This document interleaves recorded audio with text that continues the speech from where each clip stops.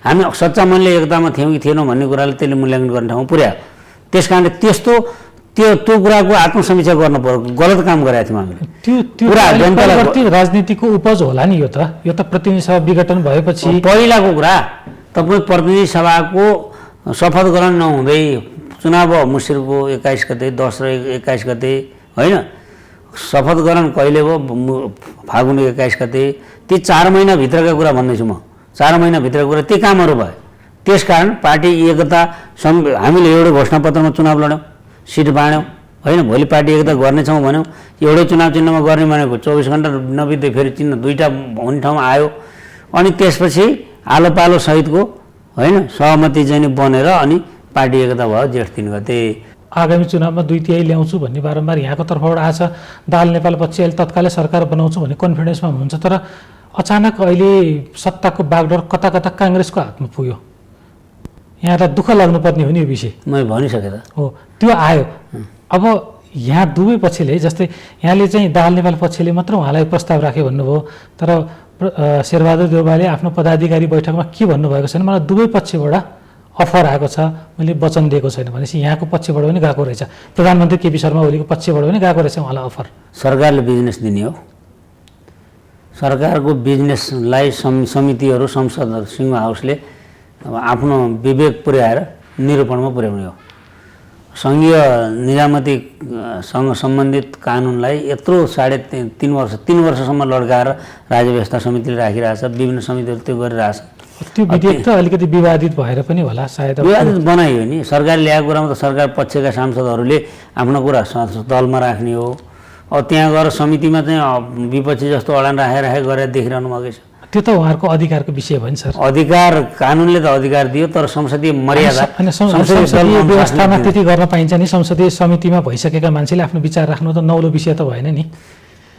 तपाईँ संसदीय अराजकतालाई हेर्ने हो भने हाम्रो यो व्यवस्था टिक्न सक्दैन। अलि निकट भएको हिसाबले प्रथम भन्नुभयो होला, तर त्यो त प्रचण्डले स्वीकारिसक्नु भयो नि। मलाई 2 नम्बरै बनाइदिनु भयो उहाँले, यसै मैले नि स्वीकारेँ भनिसक्नु भयो नि त। अब तपाईँ हामीले विवादै गर्नु परेन। दुइटैले नचाहेर चाहेर खुसी भएर बेखुसी भएर पनि स्वीकारिसकेको कुरा हो यो।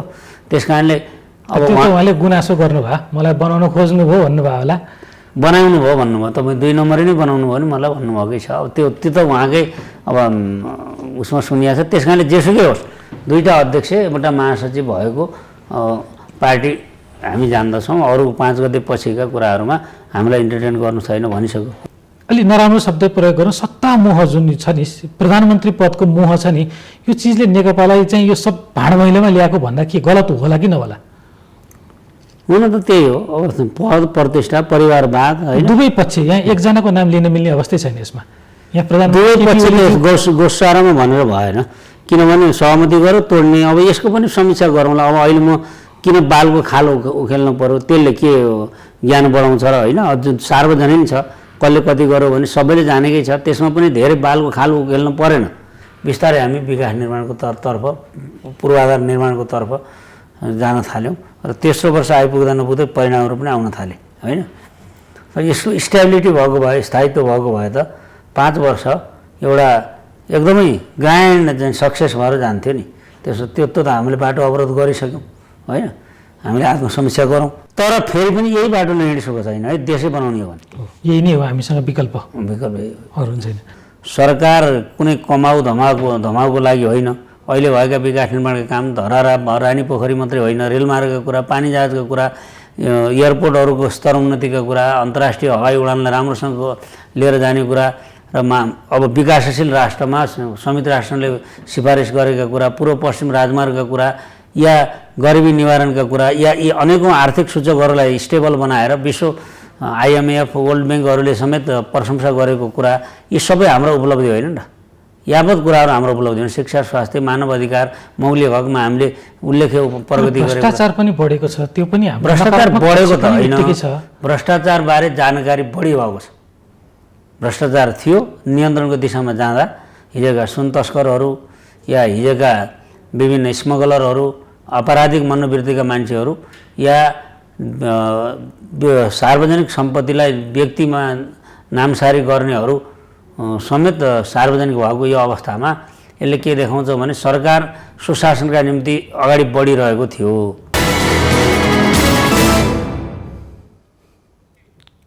नमस्कार, स्वागत छ कार्यक्रम आजको सन्दर्भमा। दर्शकवृन्द, म प्रताप दुलाल। दर्शकवृन्द, आजको सन्दर्भको यस श्रृङ्खलामा हामीले नेकपाको जारी विवाद, जारी राजनीतिक गतिरोध र परिवर्तित राजनीतिका सन्दर्भमा छलफल गर्ने भएका छौँ। आजको यस श्रृङ्खलामा छलफल गर्नका लागि आज हामीसँग माउन्टेन टेलिभिजनको स्टुडियोमा नेकपाका नेता खगराज अधिकारी उपस्थित हुनुहुन्छ। आउनुहोस्, उहाँलाई स्वागत गरौँ। यहाँलाई स्वागत छ। धन्यवाद। खगराज सर, नेकपा पछिल्लो समय विवादको चरणमा छ। यी विवादका कारणले अहिले सत्ताको बागडोर नै धर्मराउने अवस्थामा आइसकेको छ र राजनीतिले बिल्कुलै नयाँ कोर्स लिइसकेको छ। यी समग्र राजनीतिक परिवेशलाई यहाँले कसरी लिनुभएको छ? पहिला त यो अत्यन्तै असामान्य परिस्थिति निर्माण भयो र यो अत्यन्तै सबैको लागि रुचिकर विषय होइन। जो जनता स्थिरता, स्थायित्व र विकास निर्माणलाई निरन्तरता दिन चाहने, शान्ति कायम गर्न चाहने जनताको हृदयमा यसले गम्भीर एउटा आशंका, आघात पैदा भएको छ।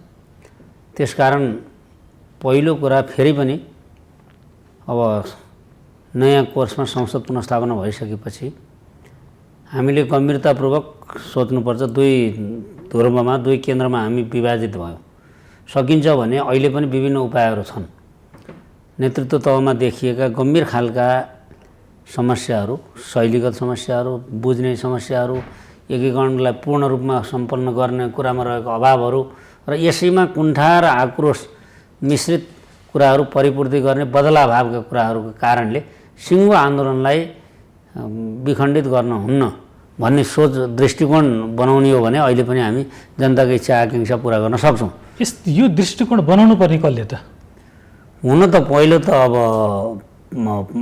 केपी ओली प्रचण्डहरूले नै हो, तर उहाँहरू यति धेरै टाढा पुगिसक्नुभयो कि एकले अर्कोलाई निषेध र गाली गलोच र अराजनीतिक तहमा समेत देखिन्छ र बरु विदेशीलाई कम्फर्टेबल सरकार बनाउन तयार हुने, नेपालीलाई कम्फर्टेबल बनाउन नचाहने भन्नेसम्मका शब्द अब पूर्व प्रधानमन्त्रीहरूले निकाल्दाखेरि यो बडा आश्चर्यजनक छ होइन। यो हामी नै आफै अन्यलमा परेका छौँ। त्यस्तो खालको कल्पनै नगरेका कुराहरू आइरहेछन्।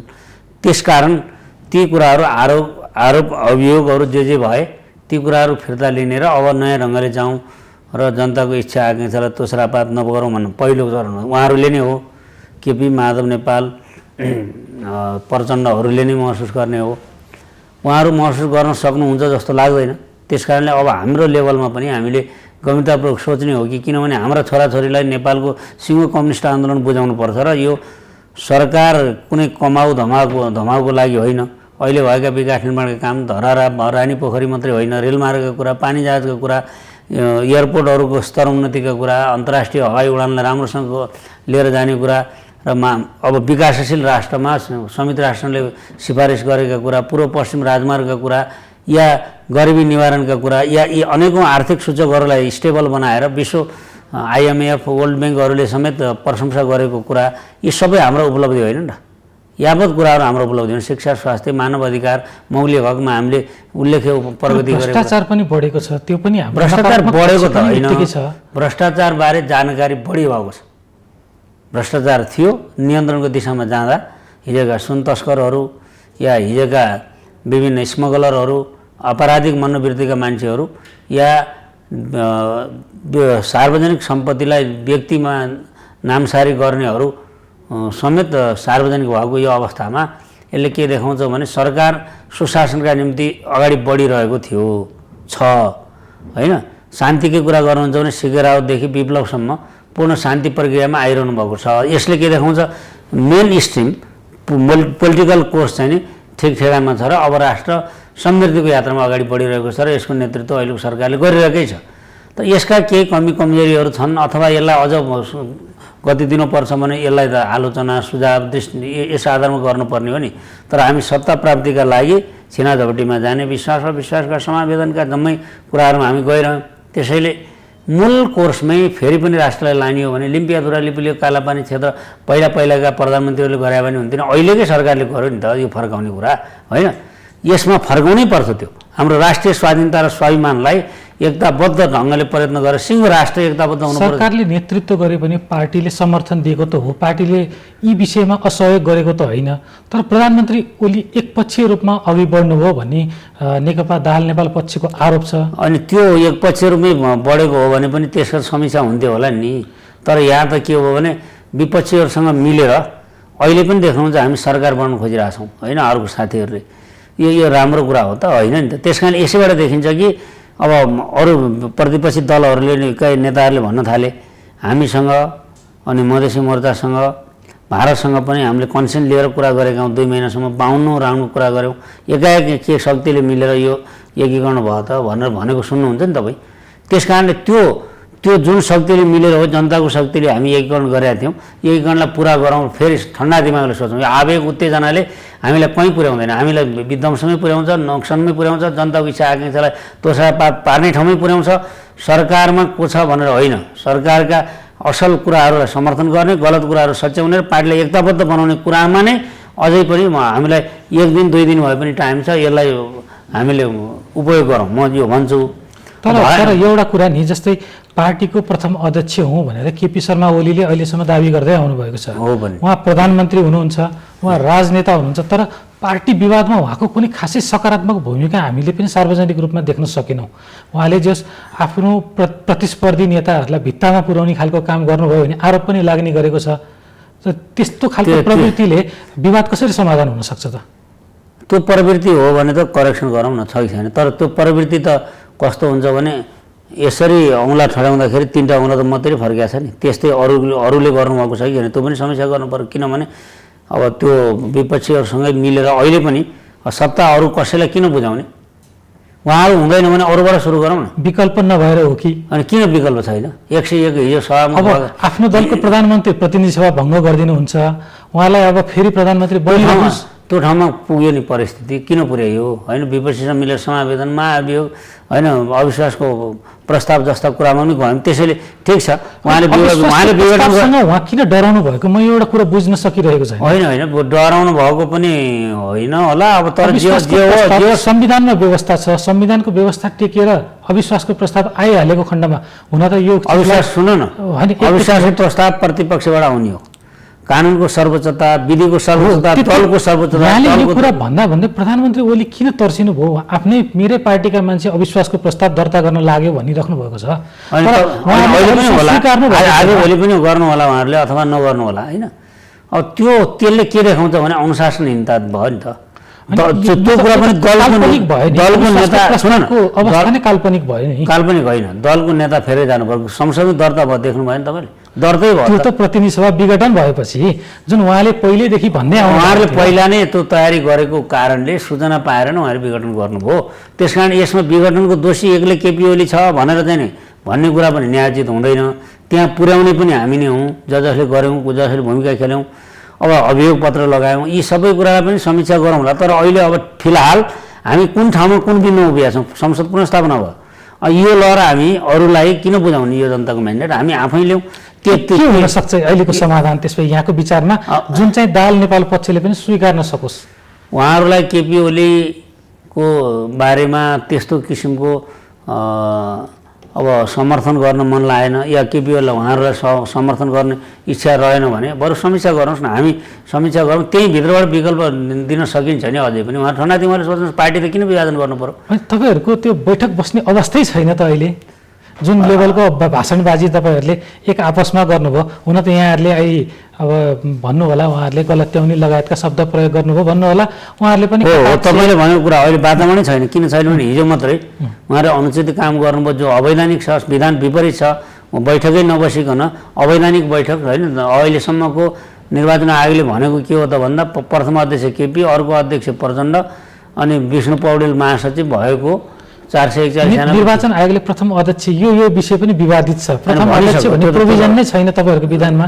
2 अध्यक्ष प्रणाली हो, प्रथम अध्यक्ष छैन भन्नलाई चाहिँ अब यहाँहरूले अब अलि निकट भएको हिसाबले प्रथम भन्नुभयो होला। तर त्यो त प्रचण्डले स्वीकारिसक्नु भयो नि, मलाई 2 नम्बरै बनाइदिनु भयो उहाँले, यसै उसै मैले नि स्वीकारेँ भनिसक्नु भयो नि त। अब तपाईँ हामीले विवादै गर्नु परेन, दुइटैले नचाहेर चाहेर खुसी भएर बेखुसी भएर पनि स्वीकारिसकेको कुरा हो यो। त्यस कारणले अब उहाँले गुनासो गर्नुभयो, मलाई बनाउन खोज्नुभयो भन्नुभयो होला। बनाउनु भयो भन्नुभयो, तपाईँ 2 नम्बरै नै बनाउनु भयो भने मलाई भन्नुभएकै छ। अब त्यो त उहाँकै अब उसमा सुनिया छ। त्यस कारणले जेसुकै होस्, 2टा अध्यक्ष एउटा महासचिव भएको पार्टी हामी जान्दछौँ। अरू 5 गते पछिका कुराहरूमा हामीलाई इन्टरटेन गर्नु छैन भनिसक्यो उसले, होइन? त्यस कारणले त्यसको औपचारिक बैठक बस्नु पर्यो। अहिले आएर फेरि प्रतिशोधका लागि अनि यी बैठक आह्वान गर्नलाई त्यसपछि यही प्रधानमन्त्रीज्यूले किन पहल गर्नु हुँदैन त? गरिरहनु भएको छ। उहाँले बोला बैठकमा आउनु पर्यो, होइन? अनि त्यहाँ आएर कुरा राख्नु पर्यो। अब यस्ता कुरा हुन सक्दैन। हेर्नुहोस्, यो के छ भने यो समस्या छ, विधिको कुरा प्राविधिक कुराले मात्रै हुँदैन। अब राजनीतिक रूपमा देशलाई कता लाने भन्ने ढङ्गले सोच्ने हो भने बैठक फेरि पनि बस्न सक्छ, फेरि सहमतिमा जान पनि सकिन्छ, त्यो बाटोमा जान पनि सकिन्छ। नत्र आफ्नो आफ्नो बाटो त राजमार्ग खुला छन्, हिँडेकै छौँ नि। त्यसले कहाँ पुगिन्छ भन्दाखेरि हामी जहाँ जान खोज्ने सम्पूर्ण शक्तिलाई एकताबद्ध गराउने, प्रगतिशील देशभक्त लोकतान्त्रिक शक्तिहरूलाई एकताबद्ध बनाउने, त्यस बाहेकका पनि अरू लोकतन्त्रका पक्षधर शक्तिहरूसँग सहित मिलेर र समृद्धिको यात्रामा अगाडि बढ्ने हो। संहिता, गणतन्त्र, लोकतन्त्र, मौलिक हक, मानव अधिकार जस्ता फन्डामेन्टल कुराहरूलाई जसले स्वीकार छन् तिनीलाई लिएर विकास र समृद्धिको यात्रालाई अझ तीव्र पार्ने हो नि हाम्रो अहिलेको उद्देश्य। राष्ट्रिय कार्यदिशा के हो, राजनीतिक कार्यदिशा के हो?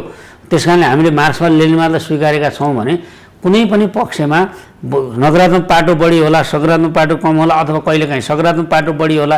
अहिले त हामी त निषेधको ढङ्गले गयौँ। निषेध यो तरिका ठिक बाटोमा त छैन। तर ठिक बाटोमा नभएको कुराको दुर्घटना टाउको पहरामा ठोकिएपछि हुने कुरा जस्तो ढङ्गले बुझेर हुन्न। गम्भीर रूपमा छलफल र बहस गर्ने भने अझै पनि गुन्जाइस त छ। तर मैले यो भनेर आफू डिफेन्सिभ हुन खोज्यो भन्ने होइन। म व्यक्तिगत रूपमा डिफेन्सिभ भएर के हुन्छ? मुलुक डिफेन्सिभ भयो, प्रगतिशील आन्दोलन डिफेन्सिभ भयो। म डिफेन्सिभ हुँ वा अफेन्सिभ हुँ त्यो ठुलो कुरा होइन। त्यस कारण यहीँ भित्रबाट विकल्प पहिलो खोज्नुपर्छ। विकल्प यहाँबाट खोज्न सकिन्न भने अब आफ्नो आफ्नो बाटो त छन्, तर ती दुर्भाग्यपूर्ण बाटो। आफ्नो बाटो त प्रधानमन्त्री ओली हिँडिसक्नुभयो, अब उहाँ फर्केर आउनुपर्ने भयो, फेरि अब नयाँ बाटो फेरि अबको दिनमा केही देखिएला। तर ठिक छ, यहाँले एउटा एकदम रोचक प्रसङ्ग उठाउनु भयो, जस्तो मिलेर हिँड्न सक्ने अवस्थाका कुराहरू गर्नुभयो। केही समय अघि यहाँहरू छुट्टा छुट्टै दल एक भइराख्दाखेरि आज यसरी अघि बढिराख्दा त्यो बेलाको एकता नै अहिले वास्तवमा त्यो एकतामा गम्भीर प्रश्न चिन्ह उठिरहेको छ। त्यो एकता नै ठिक थियो कि थिएन? तपाईँहरू वास्तविक रूपमा एक हुनुभएको थियो कि थिएन भन्ने नै अहिले गम्भीर रूपमा प्रश्न उठिरहेको छ। यसलाई यहाँले कसरी समीक्षा गर्नुहुन्छ? यो प्रश्न एकदम वास्तवमा जनस्तरमा व्यापक रूपमा उठिरहेको छ। एकता वास्तवमा तपाईँले सत्ता प्राप्तिको लागि मात्र गरिएको हो त? त्यसले त्यो एकता त्यसो हुन्थ्यो भने त मार्क्सवाद लेनिनवाद जनताको जनवाद जस्ता कुराहरू हामी त्यही किन उल्लेख गर्थ्यौँ? विधिको शासन किन उल्लेख गर्थ्यौँ? हाम्रो जाने गन्तव्य के हो किन भन्थ्यौँ? हाम्रा 21औं शताब्दीको जनवाद, जनताको बहुदलीय जनवाद जस्ता विषयहरूको निरूपण महाधिवेशनबाटै गर्छौँ किन भन्थ्यौँ, होइन? अनि हामीले संविधान घोषणापत्र चुनावमा किन निकाल्थ्यौँ? यहाँ त कुरा के भयो भने संविधान घोषणापत्र निकालिसकेपछि चुनावको परिणाम आइसकेपछि नेपाली काङ्ग्रेसका एकजना सांसदले भने जस्तो उहाँ र अर्को अब पार्टीको नेता सहित हाम्रो पार्टीको एउटा अध्यक्ष र अनि मधेसका दलहरू अनि भारतको कन्सेन्ट लिएर हामी बस्यौँ, 52 बैठक बस्यौँ भन्ने कुरा जुन आयो त्यही बिन्दुदेखि नै हामी सच्चा मनले एकतामा थियौँ कि थिएनौँ भन्ने कुराले त्यसले मूल्याङ्कन गर्ने ठाउँमा पुर्यायो। त्यस कारणले त्यो कुराको आत्मसमीक्षा गर्नु पर्यो। गलत काम गरेका थियौँ हामीले। त्यो राजनीतिको उपज होला नि। यो त प्रतिनिधि सभा विघटन भएपछि पहिलाको कुरा। तपाईँ प्रतिनिधि सभाको शपथ ग्रहण नहुँदै चुनाव भयो मुसिरको 21 गते, 10 र 21 गते, होइन? शपथ ग्रहण कहिले भयो? फागुन 21 गते। ती 4 महिनाभित्रका कुरा भन्दैछु म। 4 महिनाभित्रका कुरा ती कामहरू भयो। त्यस कारण पार्टी एकता हामीले एउटै घोषणापत्रमा चुनाव लड्यौँ, सिट बाँड्यौँ, होइन? भोलि पार्टी एकता गर्नेछौँ भन्यौँ, एउटै चुनाव चिन्हमा गर्ने भनेको 24 घन्टा नबित्दै फेरि चिन्ह 2टा हुने ठाउँमा आयो। अनि त्यसपछि आलो पालो सहितको, होइन, सहमति चाहिँ बनेर अनि पार्टी एकता भयो जेठ 3 गते हो। त्यस कारण यहाँले यो आलो पालोवाला कुरा फेरि उठाइहाल्नु भयो। ठिक छ, यसमा यो अहिलेको जति पनि गतिरोधको एउटै बिउ, मेरो भाषा होइन यो, मैले दाहाल नेपाल पक्षका नेताहरूले बारम्बार सार्वजनिक फोरममा भन्नुभएको छ, आलो पालोको सहमति तोडिएपछि यो सबै विवाद हो। सबभन्दा गलत कुरा के हो भने आलो पालो अब पोखरामा उपचुनावमा प्रचण्ड गएर भाषण गर्नुभयो। अघिल्लो दिन स्थायी कमिटीको बैठक बसेर हामीले टुङ्ग्यायौँ। अब आलो पालो सक्यौँ हामीले। केपी ओलीले 5 वर्ष हो भनेर उहाँले नै राख्नुभयो प्रस्ताव। तर त्यो अर्को एउटा लाइन भन्नुभएको थियो, त्यो आलो पालो सक्नको लागि चाहिँ कार्यकारी अध्यक्षको भूमिकामा उहाँ जाने र प्रधानमन्त्री ओलीले चाहिँ 5 वर्ष सरकार चलाउने त हाम्रो दोस्रो पूर्ण बैठक थियो। दोस्रो पूर्ण बैठकले के गर्यो भने एकीकरणका बाँकी काम 15 दिनभित्र सक्ने, कार्यकारी अध्यक्ष पार्टीमा केन्द्रित हुने होइन, अनि अर्को अध्यक्ष केमा आउने भन्दा सरकार सञ्चालन। त्यसपछि पनि विवाद भयो। विवाद भएपछि 50औं दिन 59औं दिनसम्म स्थायी कमिटीको बैठक बस्यो। स्थायी कमिटीको बैठकले सहमतिको म्यान्डेट तयार गर्यो। त्यसको मसी सुक्न नपाउँदा यो पनि गल्ती गर्ने फेरि भनेर यो सहमतिको कुरा गर्नु यो त तमासा आयो फेरि होइन। त्यस कारणले सहमति गर्ने उल्लङ्घन गर्ने, सहमति गरे उल्लङ्घन गर्ने भएर न हो यो। त्यस कारणले सहमति त आलो पालो त सिद्ध्याइकन मुसिरमा आएर भदौमा आयो। ती सबै कुराले अब सरकार सञ्चालन गर्ने भनेको छ। सरकार सञ्चालन यहाँले 6 बुँदेको प्रसङ्ग उल्लेख गर्नुभयो। 6 बुँदेमा एउटा बुँदा कस्तो पनि थियो भने सरकार सञ्चालनका महत्त्वपूर्ण निर्णयहरू पार्टीमा छलफल गरेर लिइने। तर त्यो बुँदाको उल्लङ्घन त प्रधानमन्त्रीज्यूले गर्नुभएको होला नि त। कसरी गर्नु हो? उहाँले कुनै छलफलै गर्नु भने कुनै किन नगर्नु? मजाले गर्नु। मन्त्री परिषद विस्तारका घटनामा शुद्ध छलफल नगरिकन मजाले गर्नुभयो। उहाँले टुङ्गो लगाउने कुरा भयो, दशैं अगाडि सक्ने भन्ने कुरा भयो। अनि 2 वर्ष पुगेका सबै हटाउनु पर्छ भन्दा उहाँको निकट परेका कोही पऱ्यो भन्ने भरे गएपछि सहमति गरेपछि तोड्नुभयो। अब त्यहाँ त सम्झौता हुने दिनदिनै क्यासेट रेकर्ड गर्ने कुरा त भएन नि। दुईटाले छलफल गरेर टुङ्ग्याउनु भएको हो नि त। वास्तवमा एकीकरण हुँदाखेरि जति सहज भयो तर पार्टी सञ्चालन सहज हुनै सकेन। यो कतै भावनात्मक रूपमा यहाँहरू एक नभएकै हो भन्ने। अब यसको बारेमा हामी पछि समीक्षा गरौँला। तर हुनुपर्ने चाहिँ थियो, हुनैपर्ने थियो। तर त्यसका प्रक्रियाहरू प्रोसेसहरू अब पार्टी एकता संयोजन समिति बनाउँदै अनि त्यहाँ विचार छलफल होइन सङ्गठनात्मक एकता जस्ता कुराहरूलाई अझ प्रिन्सिपलले गाइडेड गरेर त्यस ढङ्गले गएको भए अझ म्याच्योर हुन्थ्यो कि भन्न सकिन्छ। तर अब त यो कस्तो भयो भने यो अब विगतका के कमजोरीहरू नयाँ उचाइमा त्यसलाई सहमति बनाएर नयाँ उचाइमा पो लानुपर्ने हो। तर यो त विध्वंस गर्दै जिरोतिर जाने र नेगेटिभमा गयो हो। यस कारणले यो नकारात्मक रहेछ कि भन्ने पर्यो। अब हामीमा शत्रुतापूर्ण सम्बन्ध पनि भयो यो 2-4 महिना होइन। त्यस कारणले यसलाई ठन्डा दिमागले सोचौँ। कुनै पनि निर्णय गर्दा आवेग उत्तेजनाले ठिक ठाउँमा पुगिँदैन, प्रतिशोधले जलनले ठिक ठाउँमा पुगिन्न। त्यसो हुँदा त्यो ठाउँ छ भने अझै पनि खोजौँ भने हो, नत्र त बाटो त आफ्नो आफ्नो हिँडिएकै छ। यहाँले भनेको प्रतिशोधको व्यवहार त वास्तवमा भन्यो भने एक्सनमा आउनुभएको त प्रधानमन्त्री ओली होला नि त। दाहाल नेपाल पक्षले त्यस्तो के चाहिँ गरेछ त? गर्छ भने अनुमान हो नि, पुष्टि त अहिलेसम्म भएको छैन। किन न? उहाँहरूले अविश्वासको प्रस्ताव संसद विघटनपछि गर्नुभयो, जुन पछि अब अदालतले त्यो चिजलाई वैध रूपमै लिएन। अब त्यो चिजमा विवाद सार्वजनिक नै भइसक्यो। प्रधानमन्त्री ओलीले भन्नुभयो संसद विघटनपछि दिउँसो गएको चिजलाई बिहान गएको भने चिजका लगायत। त्यो त एकछिनमा त तयार भएन नि त। त्यो तयार गर्न त उहाँहरू 1.5 वर्षदेखि त्यो गरेको अर्कै कार्यक्रमको हो भनेर त प्रधानमन्त्री होइन। अब त्यो हस्ताक्षर किन गर्नु पर्यो त? अर्कै कार्यक्रमको लागि भए पनि किन गर्नु परेको? यो भनेको त गम्भीर षड्यन्त्र, गम्भीर साजिस। अब खुलास्त हो, छलकपट नगरेर षड्यन्त्रकारी नबनाऊ भन्ने माओसेतुङ। अनि त्यो षड्यन्त्र नभए के हो त? त्यो तपाईँ समावेदन पुष्टि गर्दै गएन। यो पनि अहिले यो भनेर पनि घाउ किन बल्झाउँ? गइसकेको कुरामा त्यहाँ पनि नजाउँ। जे भएको छ ती सरकारले गरेको उपलब्धि पनि राम्रै छन्। पार्टी राम्रोसँग चलिदिएको भए अझ राम्रोसँग जान्थ्यो होला। पार्टी चल्न नसक्नुमा समीक्षा गरौँ, कसको कुन अध्यक्षको होला, कुन सचिवालयको होला, कुन उपाध्यक्षको होला, कुन थाई कमिटीको होला, कुन केन्द्रीय कमिटीका कति छन् त्यो पनि समीक्षा गरौँला।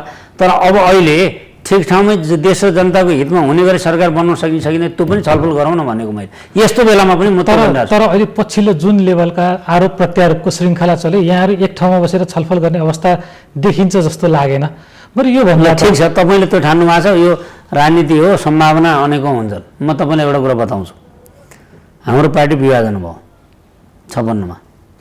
म माधव केपी पक्षमा थिएँ, म र राजेन्द्र पाण्डे देवी ओझा उता हुनुहुन्थ्यो। हामीले छलफल गरौँ, अब मनमोहन र वामदेवको सरकार बनाऊँ, काङ्ग्रेसले किन दिने भन्यौँ हामीले। त्यतिखेर एक दिन नीति कार्यक्रमको छलफल पनि लम्ब्याइयो, तर पछि फेरि त्यो ठाउँमा पुग्न सकिएन।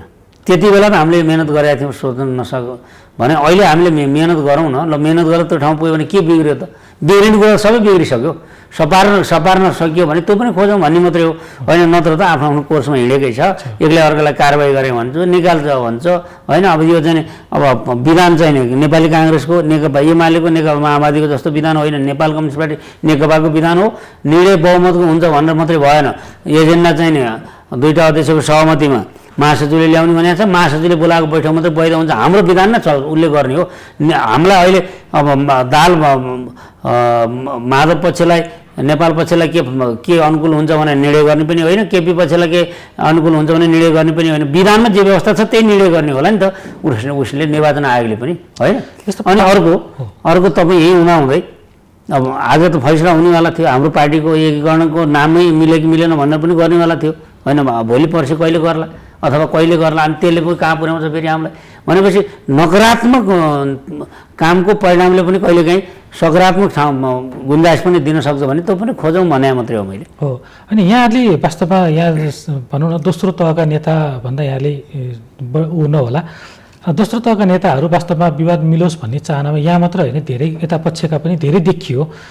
तर अनि यहाँहरू वास्तवमा आफ्नो शीर्ष नेताकोलाई कन्भिन्स गर्न सक्ने अवस्थामा पुग्न सक्नु भएन कि जस्तो पनि लाग्छ। होइन, अहिलेसम्म घटनाले त्यही देखायो। अब पहल गर्न र त्यो ठाउँमा पुर्याउनु पनि सकिन्छ। जस्तै यो यहाँहरू चाहिँ प्रतिनिधि सभा विघटनको स्थितिमा पुग्नु अघिसम्म पनि जस्तै घनश्याम भूषालज्यू, योगेश भट्टराईज्यू लगायतका यहाँहरू पनि सक्रिय हुनुहुन्थ्यो। विवाद मिलाउन बारम्बार धेरै अघि भइसक्थ्यो होला सम्भवतः यो, तर मिलाउने प्रयास त जारी थियो। तर उहाँहरूले कन्भिन्स नै गर्न सक्नु भएन। उहाँहरूको अलि नराम्रो शब्द प्रयोग गर्नु सत्ता मोह जुन छ नि, प्रधानमन्त्री पदको मोह छ नि, यो चिजले नेकपालाई चाहिँ यो सब भाँडमैलोमा ल्याएको भन्दा के गलत होला कि नहोला? हुन त त्यही हो, अब पद प्रतिष्ठा परिवारवाद, होइन। दुवै पक्ष, यहाँ एकजनाको नाम लिन मिल्ने अवस्थै छैन यसमा। यहाँ दुवै पक्षले गोसारामा भनेर भएन, किनभने सहमति गर्यो तोड्ने। अब यसको पनि समीक्षा गरौँला। अब अहिले म किन बालको खालो उखेल्नु पर्यो, त्यसले के ज्ञान बढाउँछ र, होइन। जुन सार्वजनिक छ, कसले कति गर्यो भने सबैले जानेकै छ, त्यसमा पनि धेरै बालको खालो उखेल्नु परेन।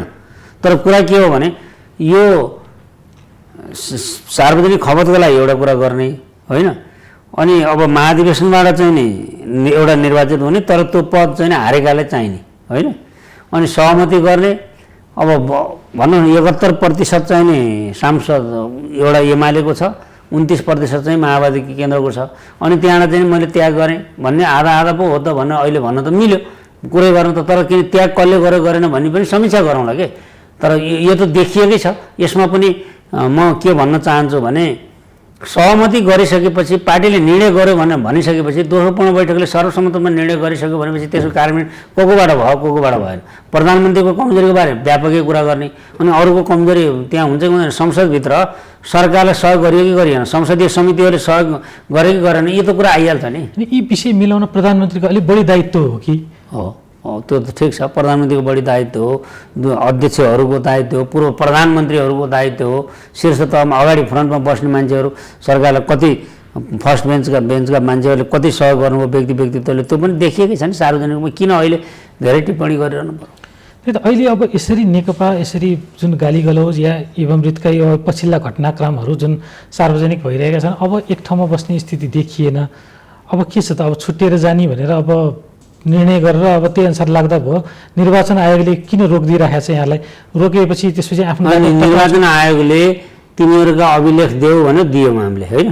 त्यसले गर्दा अब कसैले कहाँ फेरि पत्र दिन्छ त्यो कुरा उसले, अनि हामीले दबाब दिएर निर्णय गरिदियो भनेर भन्ने कुरा हुँदैन नि त। उसले आफ्नो निर्णय त देला आवश्यक पर्दा, तर हाम्रा तिमीहरू आऊ आफ्नो अभिलेख लिएर आऊ भन्दा हामी पनि अब त्यही भन्यो, उनीहरूले पनि अर्को पक्षले पनि त्यही गर्यो भनेपछि अब निर्वाचन आयोगले के गरिदिन्छ त? नेकपा एमाले नेकपा माओवादी बनाइदिने? अनि आधिकारिकता यो आधिकारिक त भनिदिनु पऱ्यो नि त। विवादै आइसकेपछि उहाँ जे आयो अभिलेख माग्दाखेरि आयो त्यही भनिदियो त। अभिलेख माग्दा आयो, अनि त्यसपछि म यो दल मेरो आधिकारिक हो, यी मान्छे हौँ ती होइनन्, ल यसलाई दर्ता गर भनेर जानु पऱ्यो नि त। नभएको कुरा उसले काटेर भनिदियोस् त। अनि उसलाई मात्रै अप्ठ्यारो भन्न, पूर्व निर्वाचन आयुक्तहरू कहाँ जागिर खानु छ, भोलि सरकार परिवर्तन भयो भने वक्तव्य निकाल्दैमा उनीहरूको दायित्व पुरा हुन्छ। यहाँहरूलाई अलिक सजिलो भयो कि क्या निर्वाचन आयोग? असजिलो भयो नि। किन सजिलो भने असजिलो भयो? असजिलो भयो भनेर सबै संवैधानिक निकायहरूलाई अनि आफ्नो मुठीको चाहिँ नि बन्दी बनाउन सकिन्छ र? यदि यो नेकपाको विवाद टुङ्गिएको भए सम्भवतः अविश्वासको प्रस्ताव दर्ता हुने सम्भावना पर्सि 23 गते अलि बढी थियो कि, त्यही भएर चाहिँ यहाँलाई जस्तो देखियो। अहिले पनि हुन सक्ला नि, अविश्वासको प्रस्ताव दर्ता गरौँ भने त गर्न सकिने त छँदैछ नि, के भयो? तैपनि अब काङ्ग्रेसले एउटा प्रोभिजन राखेको छ मिलेर जानलाई, नेकपाको विवादले आधिकारिकता पाइसकेका छैन, नेकपा कुन आधिकारिक हो टुङ्गो लागिसकेका छैन, यी एउटै नेकपा हुन् कि दुईटा नेकपा हुन् छुट्टिसकेका छैन, त्यति चाहिँ हामी होइन। अहिले बैठक बस्दैछ काङ्ग्रेसको, एउटा निरूपण गर्ला नि त पार्टीले। आजको पदाधिकारी हो, भोलि संसदीय दलको बैठकले सायद केही गर्ला यो विषयमा। संसदीय दलको बैठकले त के गर्ला, सुझाव देला, पार्टीले कार्यसमितिले गर्ला। तर यो कस्तो छ भने हामी लोकतान्त्रिक प्रणालीमा छौँ होइन। लोकतान्त्रिक प्रणालीको सबभन्दा सुन्दर पक्ष भनेर सबैको आवाज राख्ने, जस्तो अध्यक्ष भए पनि प्रतिपक्षको पनि मतलब पार्टीभित्रै पनि एउटा पाटो कमजोर पक्षको को पनि आवाज सुन्ने, त्यो प्रणाली चाहिँ अलि नेकपामा नदेखिएको हो कि भन्ने पनि बारम्बार प्रश्न उठ्ने गरेको छ। यहाँले यसलाई कसरी चाहिँ समीक्षा गर्नुहुन्छ यो विषयलाई? त्यो विषयको समीक्षा गर्दा म तपाईँलाई के बताउँ भने, म 8औं महाधिवेशनमा निर्वाचित हुँदा पार्टी स्थायी कमिटीदेखि पोलिट ब्युरोसम्म सबै, अब केन्द्रीय कमिटी त भयो, अध्यक्ष नै निर्वाचित भयो, बहुमत त केपीसँग थिएन 8औं महाधिवेशनमा। त्यसो निर्वाचित अध्यक्षलाई त हटाउन मिल्ने त त्यही बेला हटाउन सकिँदैन, हटाउने होइन, हलबाट निर्वाचित हुने अनि कमिटीको बहुमतले हटाउन मिल्दैन भनेरै अहिले केपीको अल्पमत छ त्यसैले हटाउन पाइन्छ भन्ने जस्तो अब त्यो सिद्धान्तविहीन कुरा, हाम्रो लोकतान्त्रिकरणको सङ्गठनात्मक लोकतान्त्रिकरणको विपरीत कुरा भनेर त भएन होइन। अब त्यहाँ म निर्वाचित भएर आएँ, तर केपी ओलीले अहिले यो 9औं महाधिवेशनमा एक ठाउँमा पनि निर्वाचन हुन दिनु भएन। पोलिट ब्युरो पनि सर्वसम्मत होइन, आफूसँग फरक ढङ्गले चुनाव लडेका साथीहरूलाई चाहिएसम्मको पोलिट ब्युरो हाल्नुभयो, स्थायी कमिटी त्यसरी बनाउनु भयो, यसले त मिलाएरै जाँदैन भन्ने थियो। अनि त्यति मात्रै होइन, माओवादीसँग पनि उहाँले एकीकरण गर्नुभयो पार्टीलाई भने, यसले त साख माथि बढायो, यसको पो इज्जत बढ्यो भनेर खुसी हुनुको सट्टा यसलाई सिद्ध्याउनु पर्छ भन्ने ढङ्गले आउन थालेपछि त अब अर्को मान्छे त्यसरी आयो भने अर्कोले त्यही गर्यो भने के हुन्छ कि? आन्दोलनमा यस्तो एउटा निम्न पुँजीवादी चरित्र भनौँ या अब व्यक्तिगत जेलियसनेसको चाहिँ गलत चिन्तन शैली प्रवृत्तिको कारणले यस्तो हुन आयो भन्दा त अहिले के भन्छौँ हामी, ल फलानुले चाहिँ पिउनलाई देखाएर सांसद भयो भन्नसम्म गुज्रेको अश्लील चाहिँ नि शब्दावली प्रयोग गर्ने, अपसंस्कृतिका शब्दावली प्रयोग गर्ने ठाउँमा हामी पुग्न थाल्यौँ भनेपछि यसले त हामीले यत्रो 40औं 50औं वर्ष, मै पनि 32 सालको पार्टी सदस्य हो, 36 सालदेखि पूर्णकालिक भएर काम गरिरहेको छु पार्टीमा। अब मैले त अलिकति समय गुजारेँ भने त्यत्रो समय गुजारेका हाम्रा विद्वान कमरेडहरूले त्यस्ता शब्दावली प्रयोग गर्ने ठाउँमा हामी पुग्यौँ कि। यो त प्रतिस्पर्धा होला नि, कसले चाहिँ यस्ता शब्द बढी प्रयोग गर्ने भनेर। त्यो के प्रतिस्पर्धा, त्यस्तो नकारात्मक कुराको प्रतिस्पर्धाले के अर्थ पुरामा छ? गुणस्तरीयता हुन्छ त्यसले। संस्कृति प्रधानमन्त्री ओलीले केही समय अगाडि उहाँ पहिला वैद्यसँग हुनुहुन्थ्यो, पछि डाक्टरसँग जानुभयो, अहिले झाँक्रीसँग पुग्नु भएको छ, केही छ तर केही हुनेवाला छैन पनि त भन्नुभएको थियो नि। यो त प्रतीकात्मक कुरा हो, सिम्बोलिक हो। त्यही त अलिकति हाम्रो के भने गाली गलौजको अलि श्रृङ्खला चाहिँ बढेकै हो, त्यसको कारण पनि सायद अब यस्ता खालका आयो होला नि, तर यसले समाधान दिँदैन। तर अब हामी अहिले के भनिरहेका छौँ भने के हो त समाधान? वास्तवमा यो अन्यल अवस्थाले पछिल्लो समय विदेशी चलखेल बढ्ने सम्भावना समेत बढ्यो, विदेशी चासो वात्तै बढेको छ। चिनिया राजदूत, भारतीय राजदूतहरू भेटघाटमा व्यस्त भइसकेका छन्। यो पक्कै पनि मुलुक एउटा नेपाल जस्तो मुलुकको लागि पक्कै पनि यो हितकारी छैन। तर यो गतिरोधलाई अन्त्य त गर्नु पर्यो नि, के हो त निकास त्यसपछि? अब मिलेर जाने हो नमिलेर जाने हो, एउटा कुरामा त स्पष्ट हुनु पर्यो। हामी म त मेरो कुरा राख्ने हो भने म प्रष्ट छु, जनताको म्यान्डेट हामीलाई छ, हामी अहिले विभक्त भयौँ, हामीले नयाँ विकल्प खोजेर भए पनि पहिला हामी भित्रैबाट विकल्प खोजौँ। कस्तो खालको विकल्प हुनसक्छ अलिकति हिन्ट दिनुहोस् न यो विषयमा। अब सकिन्छ अहिलेको प्रधानमन्त्रीलाई 1 वर्ष तपाईँ निरन्तर काम गर्नुहोस्, अर्को वर्ष अर्को अब दावा गर्ने प्रधानमन्त्रीलाई दिएर जाउँ, यो विकल्पमा जाउँ होइन, ठिक छ। र पार्टीका चाहिँ नि विगतका कामहरू जो भए, विघटनका कुरा, आरोप प्रत्यारोपका कुरा, तिनको समीक्षा गर्न एउटा कार्यदल बनाएर लिएर आउँ, त्यसपछि समीक्षा गरेर जाउँ, आगामी दिनमा यसो भुल त्रुटिहरू हुन नदिनौँ होइन। त्यहाँबाट समाधान छैन भने हिजो भइसकेका टेस्टेड, अहिलेकै पनि टेस्टेड भएका बाहेक होइन, अब त्यसमा नयाँ विकल्पमा जाउँ भनेर जान पनि सकिन्छ होइन, त्यो पनि गर्न सकिन्छ।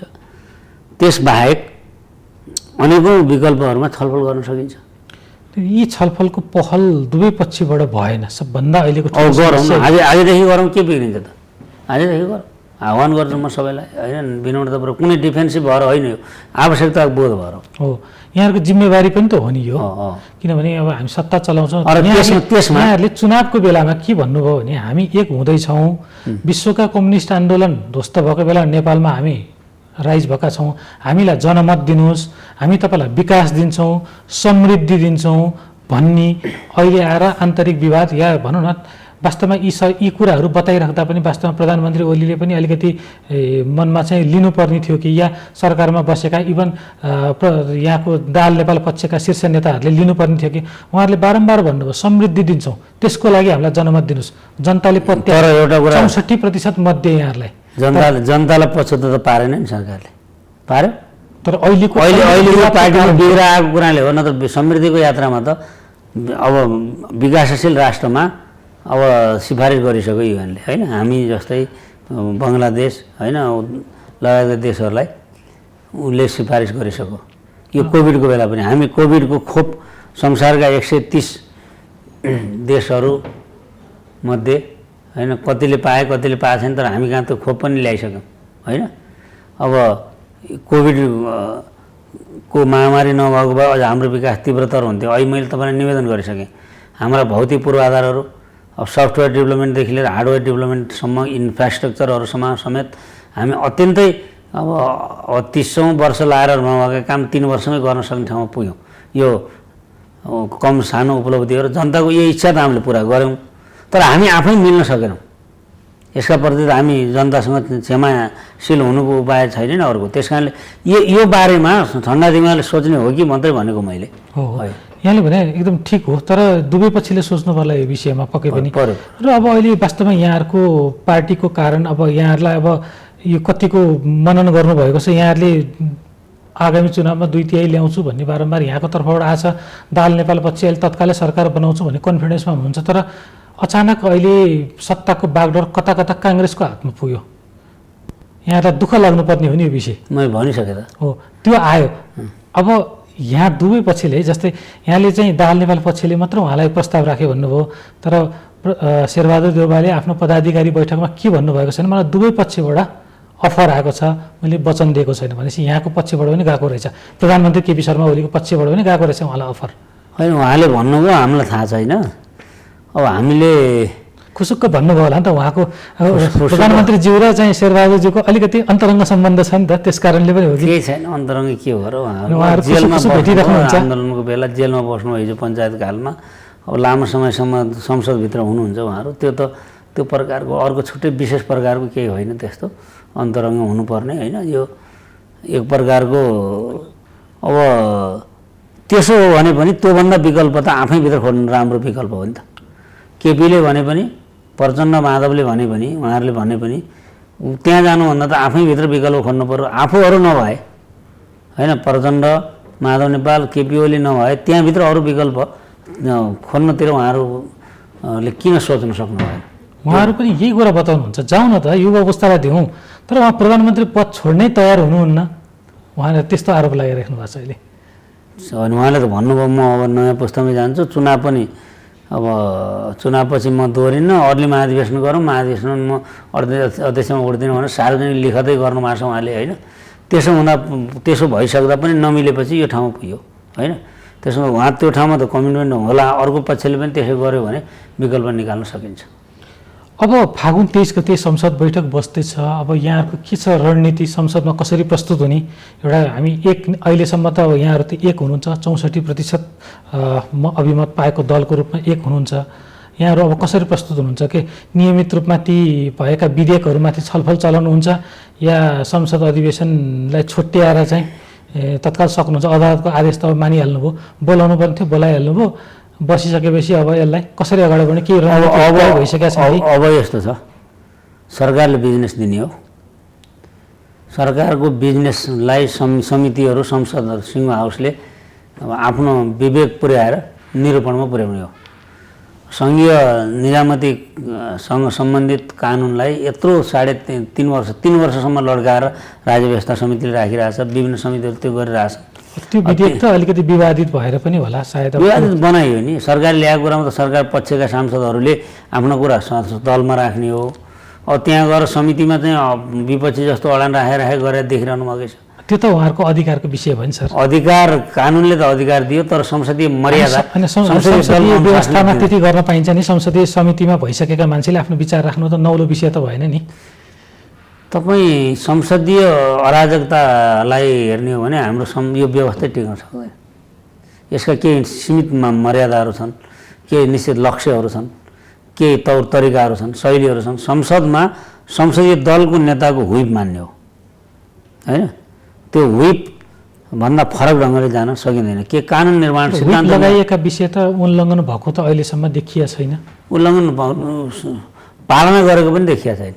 हुइप त उल्लङ्घन भएको छ। सरकारका नीति निर्णयहरूलाई सक्रियतापूर्वक कार्यान्वयन गर्नुभन्दा विपक्षमा पनि विपक्ष मन्त्रीहरूलाई फाँसीमा झुन्ड्याउनु पर्दा समेत बोल्ने संसद अहिले हामीले देखिरहेको छौँ।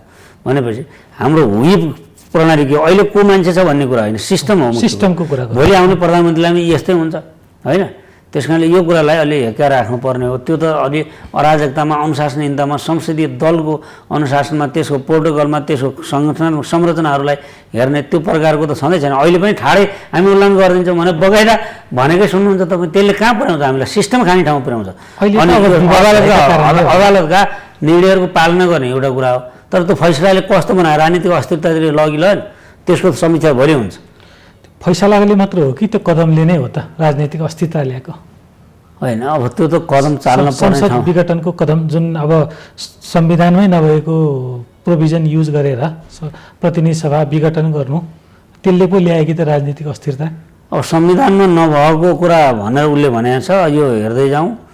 अब कहिले विघटन नहोस् यो पनि कामना गरौँ। अब अहिले सत्ता आफ्नो हातमा लिएर विघटन गराएर चुनाव गराउँछु भन्ने दाउपेचका साथ कुरा भएको हुनु भने त यो त उजागर भइहाल्छ होइन, छिनभरमै उजागर हुन्छ नि। त्यो पनि नहोस्। अब यो विगतको लेसन लर्न गर्ने हो भने होइन भने अब यो त्यही ठाउँमा जानु, तर म अहिलेको पैसाको ठाउँमा मुसेरमा गर्छु भन्ने ढङ्गले पनि कुरा त आइराखेकै छन्। त्यो हुनसक्छ। अब वास्तवमा नेपाली जनता यति बेला निराश हुनुपर्ने अवस्था आयो। किन आयो भन्दाखेरि 5 वर्ष स्थिर सरकार होला, यसले विकासका खाका बनाउला। यहाँहरूको एजेन्डा पनि थियो नि, हामी यो पहिलो 5 वर्ष विकासका पूर्वाधारका खाका बनाउने, दोस्रो पटक यहाँहरूले त 50 वर्षसम्मको प्लानिङ बनाउनु भयो भने त्यसमा चाहिँ हामी अनि विकासका चाहिँ नयाँ नयाँ चाहिँ उचाइहरू छुँदै जाने भन्ने खालका त्यस्तो खालका थिए, ती त पुरा नहुने भए। यस्तो हो, हामीले पहिलो वर्ष आधार वर्ष भन्यौँ, संविधान कानुन संरचना निर्माण गर्ने आधार वर्ष। अब संयौँ कानुनहरू, सङ्घीयतासँग बाजिएका कानुनहरू फेर्नुपर्ने थियो, प्रदेशलाई कानुन दिनुपर्ने थियो, स्थानीय तहलाई दिनुपर्ने थियो, सङ्घका प्रदेशका संरचनाहरू होइन, अनि पुनर्निर्माण गर्नुपर्ने थियो। त्यो संसदले दियो, संसदले दियो। लोक अनि मानव अधिकार मौलिक हकसँग सम्बन्धित कानुनहरू बन्नुपर्ने थियो। यी सबै काम पहिलो वर्ष आधार वर्ष थियो भने दोस्रो वर्षदेखि बिस्तारै हामी विकास निर्माणको तर्फ, पूर्वाधार निर्माणको तर्फ जान थाल्यौँ र तेस्रो वर्ष आइपुग्दा नपुग्दै परिणामहरू पनि आउन थाले होइन। तर यसको स्टेबिलिटी भएको भए, स्थायित्व भएको भए त 5 वर्ष एउटा एकदमै ग्रान्ड चाहिँ सक्सेस भएर जान्थ्यो नि। त्यो त हामीले बाटो अवरोध गरिसक्यौँ होइन, हामीले आत्मसमीक्षा गरौँ। तर फेरि पनि यही बाटो नहिँडिसकेको छैन है, देशै बनाउने हो भने यही नै हो हामीसँग विकल्प अरू छैन। अब वास्तवमा यो यहाँले चाहिँ यो 3 वर्षलाई एकदमै सफल भइराख्दाखेरि चाहिँ पछिल्लो 1 वर्ष त यहाँहरूको आन्तरिक विवाद नै थियो। यो 1 वर्ष र वास्तवमा सुरुवाती 2 वर्ष अलमलमै रह्यो पनि भनिन्छ। यहाँहरूको एकताको बाँकी कामहरू बाँकी थिए। सरकार तपाईँ यस्तो हो, त्यति बेला सरकार र पार्टी एक फुटेड एउटै पदमा एउटै वान फुटेड भएर हिँडेको भए के हुन्थ्यो होला हेर्नुहोस् त। यस्तो गर्दा 2 गुणा हुन्थ्यो नि होइन, तीव्र गति विकास हुन्थ्यो। तर एकातिर सरकार हिँडिरहेछ, अर्कोतिर छान हालिरहेछ। भनेपछि यहाँले एउटा कुरा स्वीकार्नु भयो, हुनुपर्ने जति विकास नभयो, हुनुपर्ने जति र हुन सक्ने जति, गर्न सक्ने जति त नभएको हो नि। यो नै चमत्कारिक छ होइन, तर योभन्दा धेरै गुणा हुने थियो। यो आन्तरिक विवाद समाधान गर्न किन नसकेको? यो खास कम्युनिस्ट पार्टीहरू एक भएर बस्नै सक्दैनन्, के रोग हो यो? यसमा के देखिन्छ भने विचारको तहमा भएको विवादलाई विचारले समाधान गर्ने। अब एउटा के महसुस गर्नुपर्ने, नेकपा एमाले विधानमा के भन्यो भने एउटा व्यक्ति कार्यकारी पदमा, त्यही कार्यकारी पदमा 2 पटकभन्दा हुन नपाउने, 70 वर्ष एज बार लगाउने गर्यो। अब हामी पार्टी एकीकरण गऱ्यौँ, त्यो त तोडिदियौँ। अनि हामी चुनाव हारेको मान्छेले प्रधानमन्त्री हुन खोज्ने देखिहाल्नु भयो, राष्ट्रिय सभाबाट भयो भने हुन खोज्ने, म हुन्न भन्ने, फेरि नभई नहुने होइन, हुनुहोस् भनेर प्रधानमन्त्रीजी पनि अफर गर्ने। अब यस्तो हो, प्रधानमन्त्रीले गरेको अफर होला, निजले चाहेको मागेको चाहना होला, अर्को पक्षले त्यही खेल्ने कुरा गर्यो होला, हुन नि यो भयो। त्यस कारणले त्यही मान्छे यो कुरालाई मानियो भने अब व्यवस्थापन निवर्तमान नेतृत्व त्यहीँ बस्छ र अनि समानान्तर गतिविधि गरिदिन्छ वर्तमान नेतृत्वलाई काम गर्न दिँदैन। त्यसैले हामीले सङ्गठनात्मक रूपमा पनि नेपालको आवश्यकता अनुसारको सङ्गठनात्मक स्वरूप बनाउनु पर्दो रहेछ। यसले यो देखाउँछ। भनेपछि हामी अझै सिक्दैछौँ त्यसपछि।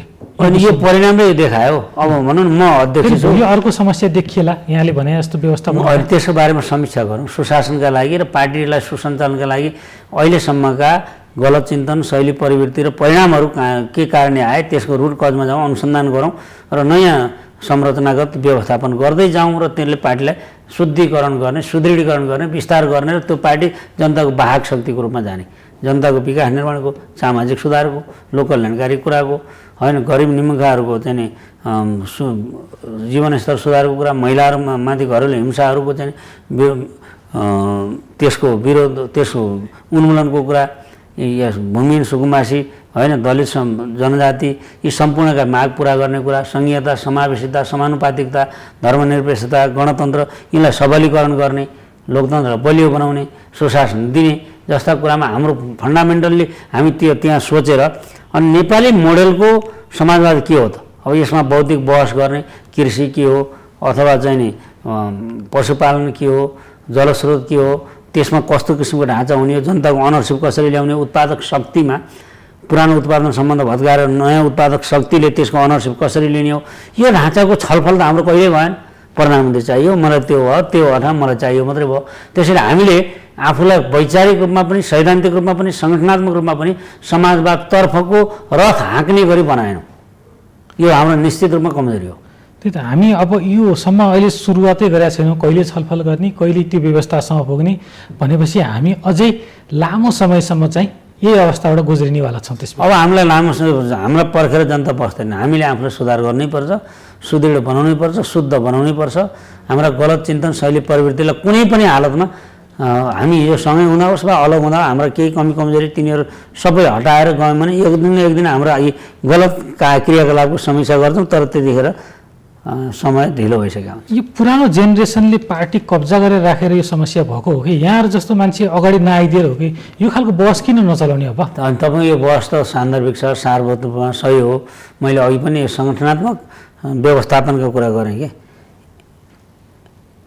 एज बारको कुरा गरेँ एक, अनि त्यसपछि चाहिँ नि विचारकै कुरा गरौँ, अनि टर्मकै कुरा भने होइन कति समयसम्म हुने जस्ता कुरा गरेँ। अनि त्यो नेतृत्व त्यहाँ गार्जियनसिपको रूपमा रहने, त्यही मान्छे त्यही फेरि त्यसमा दोहोरिएर आउने खालको स्थिति नबनाउँदा प्रधानमन्त्री दाबी गरिराख्ने नहुने। अब कस्तो छ भने प्रधानमन्त्री हुने, भूतपूर्व प्रधानमन्त्रीले सेवा सुविधा तोलिने अनि सर्वसाधारणसँग चुनाव लड्ने भनेपछि यो पनि सदुपयोग भएन नि। यहाँको जस्तो ठुलो पार्टी यत्र धेरै नेता 445 जना त केन्द्रीय सदस्य मात्रै भएको पार्टीमा त कसैको पालै नहुने भयो प्रधानमन्त्रीको त। यहाँको त त्यो सचिवालयका 9 जनामै सीमित हुने भयो त प्रधानमन्त्रीको रोल त, त्यहाँ पनि अझ कतिजना भएको छैन हो। जस्तै नरेन्द्र मोदी गुजरातमा चुनाव लडे हो, तर उसलाई अब यो मुख्यमन्त्री बनाउने मात्रै होइन, यसलाई प्रधानमन्त्री बनाउनुपर्छ भन्ने आउँदा लहर आयो नि। विचार के छ उहाँहरूको विचारसँग हामी सहमत हुँदैनौँ, सिद्धान्तसँग सहमत हुँदैनौँ, तर त्यो लहर आयो नि। त्यसैले इनोभेसन समकालीन नेताहरूमा अलिकति क्रेज भएको कतिपय कमी कमजोरीको बावजुद केपीकै देखियो होइन। अरूलाई मैले अपमान गर्न खोजेको होइन, उहाँहरूको पनि छ, तर चाहिँ नि तुलना गर्दाखेरि नत्र भने त नयाँ नेतृत्व चाहिँ नि मै जानुपर्छ राष्ट्र बनाउने हो भने होइन। त्यसैले अनि यङ जेनेरेसनलाई नेसन बिल्डिङ प्रोसेसमा, राष्ट्र निर्माणको महाअभियानमा हामीले कसरी सामेल गर्ने, कसरी राजनीति भनेको गलत चिन्तन शैली प्रवृत्ति विकृतिको चाङ होइन, यो चाहिँ नि सुसंस्कार हो, आवश्यकता हो। नयाँ इन्जिनियर, डक्टर होइन, अब पाइलटहरू, अब प्रोफेसनल्सहरू समेत यो अभियानमा सामेल हुनुपर्छ र पार्टीलाई समावेशी बनाउने भनेको जाति, लिङ्ग, भेक, भूगोल मात्रै होइन है, इन्टेलेक्चुअलहरूलाई पनि यसमा ल्याएर नेसन बिल्डिङ प्रोसेसमा लानुपर्छ भन्ने ढङ्गले जान सकियो भने नयाँ जेनेरेसनमा यो स्वतै ट्रान्सफर हुन्छ। अनि यो चिजको सुरुवात तपाईँहरूले आफ्नो एउटा सर्कल एउटा बनाएर आफ्नो एज ग्रुपमा त्यो बनाएर यो चिजलाई सुरुवात गर्न ढिलो गर्नु भएन जस्तो लाग्यो। अब यो हो, यहाँले यति राम्रो कुराहरू गर्नुभयो, जुन सुन्दा यति राम्रो देखियो। सायद यहाँको विवादको कारण पनि भनिहाल्यो नि, यहाँ ती पुरानै नेताहरू सधैँ एउटै चिज महत्त्वाकाङ्क्षाले नै ढाक्यो कि यहाँहरूको पार्टीहरूलाई अगाडि बढ्न दिएन यसले पक्कै। भनेपछि यहाँहरू अब कहिले गर्नुहुन्छ त यस्तो केही? होइन, अब अहिले तपाईँलाई मैले भनिसकेँ हामीले यसलाई ढिलो गर्नु आवश्यक, ढिलो गर्नै हुँदैन। तुरुन्तै सुरुवात गर्नुपर्छ। आफ्नो देशमा अब हाम्रो पानी जहाज बनाउँछौँ, हामी चाहिँ हाम्रा रेल कुदाउँछौँ, अनि हामी हाम्रो कृषि मल बनाउँछौँ होइन भने हाम्रो समस्या त्यता होइन रहेछ नि त। विकासको मुद्दा यहाँ सुन्नुहोस्, सङ्गठन पुरानो होइन, सुधार हुनु त्यो बनाउँछौँ भने उत्पादक शक्ति र उत्पादन सम्बन्ध, पुरानो उत्पादन सम्बन्धलाई नयाँ उत्पादक शक्तिले विस्थापन गर्ने हो भने नेतृत्व पनि त्यही हो नि। हामी सङ्घर्ष गर्न जान्यौँ, आन्दोलन गर्न जान्यौँ, अधिकारका लागि लडाइँमा पटक पटक गऱ्यौँ, तर अधिकार प्राप्तिपछि निर्माणको यात्रामा हाम्रा कहीँ न कहीँ कमजोरीहरू छन्। त निर्माणको यात्रा भनेको देशलाई समाजवादतर्फ लाने हो। समाजवाद भनेको उत्पादन वितरणमा सार्वजनिक स्वामित्व र प्रचुर रूपमा त्यो पुँजी निर्माण गर्नु, रोजगारी सिर्जना गर्नु हो भने अब यो वर्ग सङ्घर्षलाई त त्यो दिशातर्फ लानु परेन।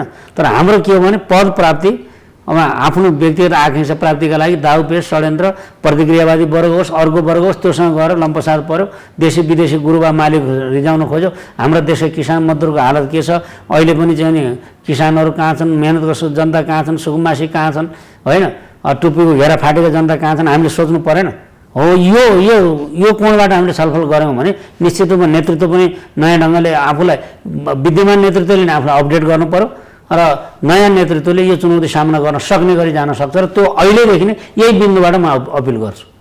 यहाँको अपिल सफल होस्, म यही शुभकामना दिन्छु। यहाँको महत्त्वपूर्ण समय र संवादको लागि धेरै धेरै धन्यवाद। यो महत्त्वपूर्ण अवसरको लागि यहाँलाई पनि धन्यवाद। दर्शकबिन, आज हामीले नेकपाको जारी विवाद, परिवर्तित राजनीति र जारी गतिरोधको निकासका बारेमा समीक्षा गऱ्यौँ र यो विषयमा आज हामीसँग छलफल गर्न माउन्टेन टेलिभिजनको स्टुडियोमा उपस्थित हुनुहुन्छ खगराज अधिकारी, नेकपाका नेता। दर्शकबिन, आजको कार्यक्रम यति नै।